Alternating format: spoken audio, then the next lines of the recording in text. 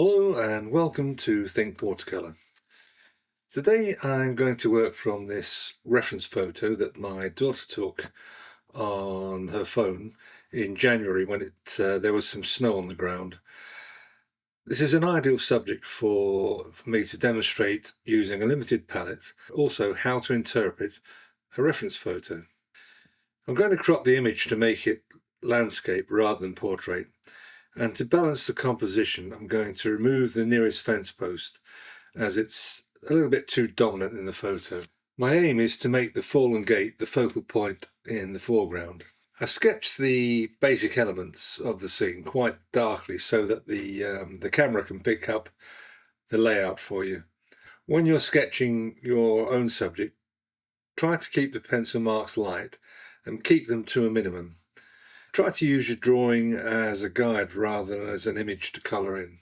I'm starting by painting the sky with some clean water and making sure there's plenty of water on there. This is Saunders Waterford 300-gram rough paper, by the way. And I've mixed up a couple of pools of cerulean blue and a mixture of some cobalt blue with some imperial purple. And I'm just dropping them in wet into wet, letting the colours blend together to create this soft wintry sky with a few wispy soft white clouds, just leaving a few areas of the paper clear.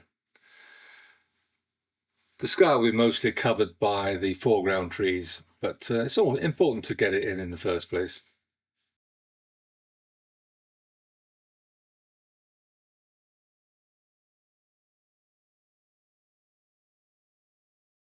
And I'm going to use the same colours to put in some shadows in the foreground hillside. Just some initial shadows, just to create the shape of the slope.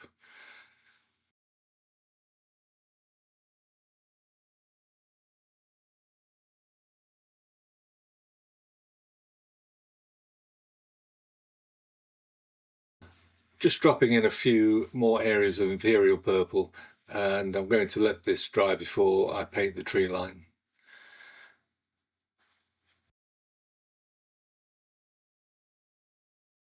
Now that's dry, I've mixed up some cobalt blue with some neutral tint for this dark silhouetted tree line. Just loosely painting it with, this is I think it's an Skoda Prada.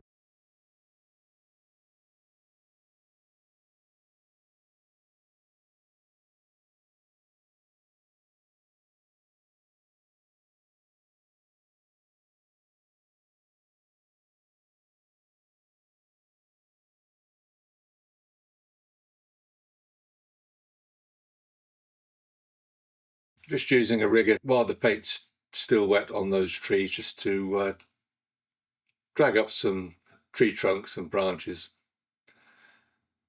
into the skyline.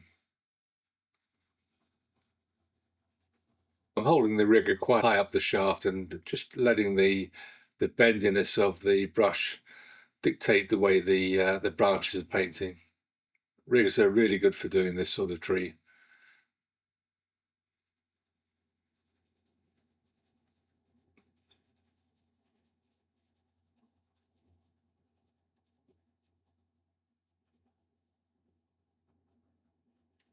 Again, as I said earlier, I'm not going to slavishly copy the reference photo.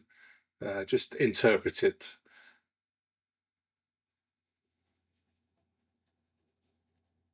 And I'm using the same mix to paint in the fence posts in the foreground. The idea of the fence post is to lead the eye into the painting and then across and up the slope, and then back down to where the gate is lying on the ground. And the gate will be my aim is for the gate to be the main focal point of the painting.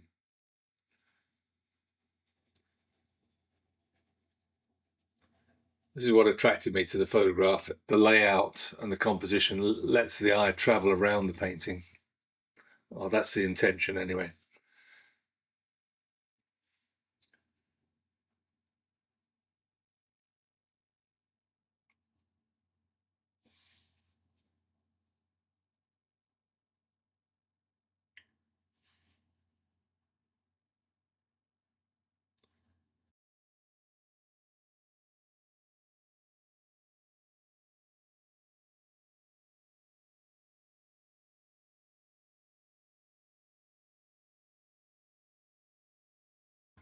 Just having a few dark areas around on the ground just to indicate a few bits of soil and some twigs sticking through the snow.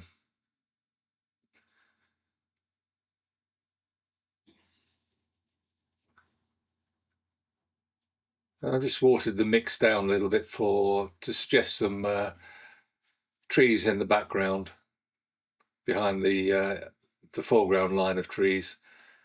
Ideally, I should have painted these background trees first.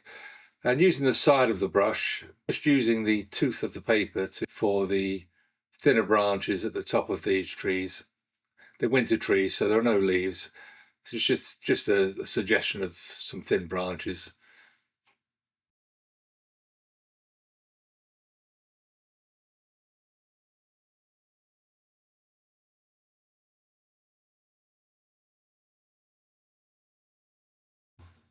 This is an Skoda Prada size 10 brush that I'm using for this.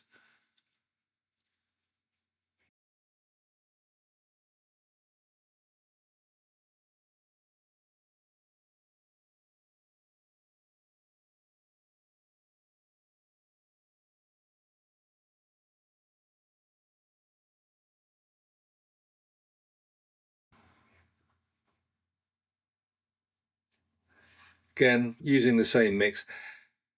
As I said at the beginning, it's a very limited palette, just a few colours. Cerulean blue, cobalt blue, imperial purple, and some neutral tint.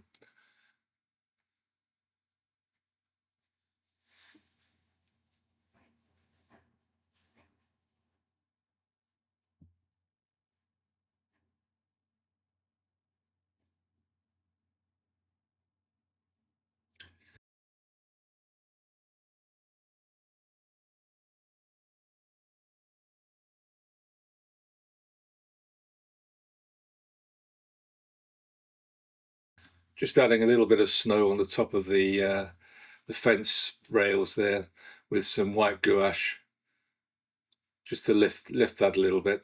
It was looking a bit flat. Just darkening some of the foreground row of trees there.